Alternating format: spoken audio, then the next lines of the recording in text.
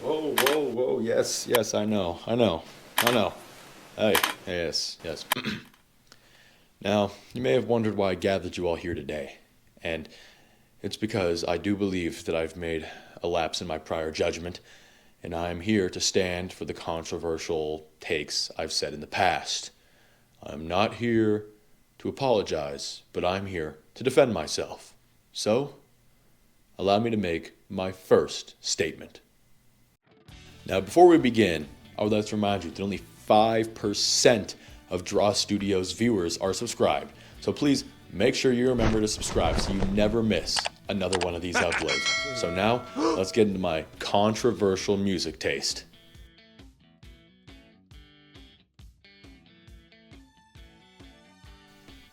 I would like to start with my first statement that I wholeheartedly agree with, and that is that Jack Harlow is the most underrated rapper of all time. Now, you may be saying this is a really strong argument to come out of the gate. You could probably name 5 rappers that you would consider more underrated than Jack Harlow, and maybe you're right, maybe you're wrong, but again, it's my opinion. So if you disagree with me, you can argue with that wall over there. The reason that I believe that Jack Harlow is the most underrated rapper of all time isn't because of just his songs, but also because he's an underrated lyricist. There you go. I said it. Now, one of the biggest knocks people have on Jack Harlow is that he's just not a very good lyricist, and I would beg to differ. That when he's actually trying, he is a very good lyricist, and here is one reason that that's true. The song Blame on Me off the Jack Harlow album, Jackman. This is a very good song, one of my favorite songs just ever. It tells a story of family drama. It goes from the story of a little brother talking about how he looks up to his big brother even though he doesn't respect him and doesn't love him because he's his younger brother and thinks he's annoying. And then it goes into his older brother. His older brother, over time, realizes that maybe he should have made time for his little brother and that he regrets it now. But then he tries to explain to him that the reason that he was so hard on him was because of his dad. And in the third verse is the dad. It's the dad explaining the reasons why he was so hard on the older brother and the expectations that he put on the older brother in order to make sure that the little brother would turn out all right. I think what makes a good lyric to a song is being able to interpret it in multiple ways to help a listener imagine their own vision of the story that the creator is trying to tell rather than just telling an exact narrative. Another reason that I think that Jack Harlow is a very underrated rapper isn't just because he's overhated, but they're just not listening to the right albums. Now, his newer albums are still very good. For example, Jackman is his best album he's ever made, and it's a very good album. But his older albums as well are also very good, like Confetti and Gazebo. Those are 2 very good albums that are very rap heavy. They're very traditional 2017 rap, but they are both very good albums if you're somebody who's into the genre. Now, over time, Jack Harlow has made multiple changes to his style, specifically in his newer albums. That's what they all say. That's an album that is very similar to his older albums, but you can hear the tonal differences in a lot of the songs, as well as in his next studio album after that, Come Home the Kids Miss You. That one is a very large change, and a lot of the songs are really more laid back and more classic Jack Harlow that you probably know, rather than a lot of the really rap heavy, that's the most hit songs like What's Poppin'. Jack Harlow may sound like a corny rapper who isn't very good, but that's really only because you're not listening to the right music. If you really give him a chance, I can guarantee that you'll probably fall in love with him just like I did. The next statement I wish to make is one that you probably might have a little bit of a weaker opinion on because it's a more specific thing that maybe be a more unpopular genre of music. I would like to argue that 21 Pilots is the greatest band of all time.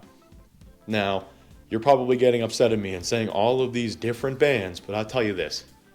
21 Pilots has an uncanny ability to do one thing, and that is that tell a story and build a fan base, as well as live performances and lyricism.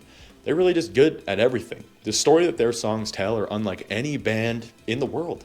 The Dima story is really an engaging story.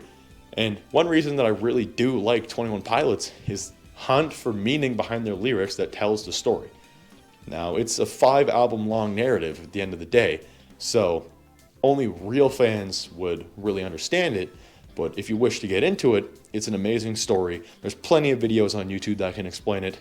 I'm not going to do that because that would take hours, but feel free to go ahead after this video to go watch one of those. My main point is that 21 Pilots, not only just their storytelling, but their music they make is amazing. Being able to tell a story and create an amazing song at the same time is really something that you don't really hear a lot in bands, especially one that's just straight like a story. They are telling a story. They're not explaining something that happened to them. They are telling their own made-up story that has meaning behind it, but it's still a fictional story. It is definitely one of the most unique parts about this band. Another reason, they are so capable of being able to play so many different genres.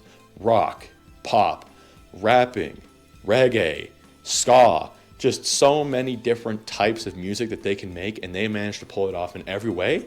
And their band consists of two people, Josh Dun and Tyler Joseph. Being able to make such a wide sound and variety of music with two people, and that is a really unarguable fact to say that doesn't count towards why they should be the best band ever. Another reason I would like to defend is that they are incredible live performers, arguably some of the best ever. If you look at any concert tape, if you've ever gone to one of their concerts, it is amazing. They not only manage to bring the story to life, but they also manage to bring their performances to life. Whether that be interacting with the crowd by holding up the drummer Josh Dun, it is really a very unique experience, and you could look at many anecdotes from people saying that they are just amazing at live performing, and I couldn't agree more. As they even made a whole album that is live recordings for a live stream, the Scaled and Icy live stream version. It is an amazing album. If you haven't listened to it or watched the live stream, you should also do that as well. Now, that might be an opinion that you'll probably never be able to change, but here's one that you might be able to change just a little bit better. Now, I'm a person you may consider very picky with the kind of music they like to listen to. So I only consider a very few amount of albums 10 out of 10. Now, those albums are Clancy by 21 Pilots, Trench by 21 Pilots, Breach by 21 Pilots, Astroworld by Travis Scott, Rodeo by Travis Scott, Good Kid Mad City by Kendrick Lamar, The Death of a Bachelor, Panic at the Disco, Jackman by Jack Harlow, My Beautiful Dark Twisted Fantasy by Kanye West, Yay by Kanye West, Fireworks and Rollerblades by Benson Boone. That's right, ladies and gentlemen, I just said that Fireworks and Rollerblades by Benson Boone is a 10 out of 10 album. Now, that is easily probably the most controversial take that I'll make in this entire video. I promise you that I could convince you that maybe you won't agree that it's a 10 out of 10 album, but you'll be able to understand why I think this. So please allow me to defend myself. The reason that I think that Benson Boone's album, Fireworks and Rollerblades, is a 10 out of 10 album is because of the personal connection it has to me, which is not really something that other people can relate to, but it's something that relates to me. And again, it's my opinion, so that's all that really matters in this video. Benson Boone is a really hated on artist and a memed on artist, saying that he's just not very good at making music.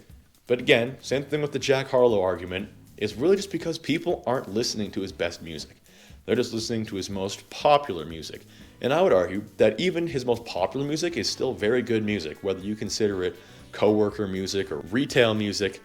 At the end of the day, it's still good music. Benson Boone is a very good singer and performer.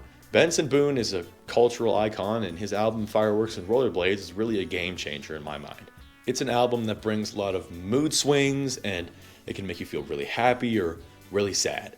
And like I said, it's an album that I have a lot of personal connection to, whether that be nostalgia, remembering the good old days, or just being able to really reminisce and relate to the music and lyrics that he's talking about. Especially in a song like In the Stars.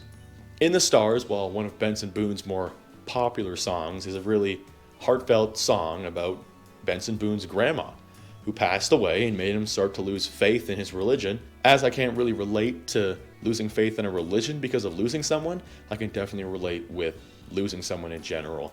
And being able to listen to those lyrics is something that really makes you feel not alone. Now, of course, if you've never lost someone very close to you, you won't be able to relate to the music and the lyrics that he's saying. But as someone like myself who has, it is definitely a song that I could heavily relate to, and it just makes you feel like you're not alone, and that there's other people out there that experience things just like you do. Another reason that I would like to say that Benson Boone's album Fireworks and Rollerblades is a very good album is because it's just fun. It's a fun album, and who doesn't like to have fun while listening to music? The music may just be pop music or overproduced, but sometimes that's all you need. You need an album that you could listen to, sing along to, and just have fun listening to. And I think that that is the perfect album to do so. Do I think this is the best album out of all the 10 out of 10 albums I was talking about? No. And will I follow up on more of those 10 out of 10 albums in different videos? Absolutely. But I just wanted to focus on this specific album as that's a very controversial take. So thank you for listening to my final statement. Now, thank you for listening to my press conference. And please don't follow me home, try to dox me, or try to assassinate me, or especially don't cancel me for these opinions. It's like I said again, they're just my opinions, so it's not that deep, bro. It's just music, dog. Anyways, thank you so much for watching. Please remember to subscribe to JRaW-STUDIOS so you never miss another upload, and be ready for what comes next. Thank you, and good night.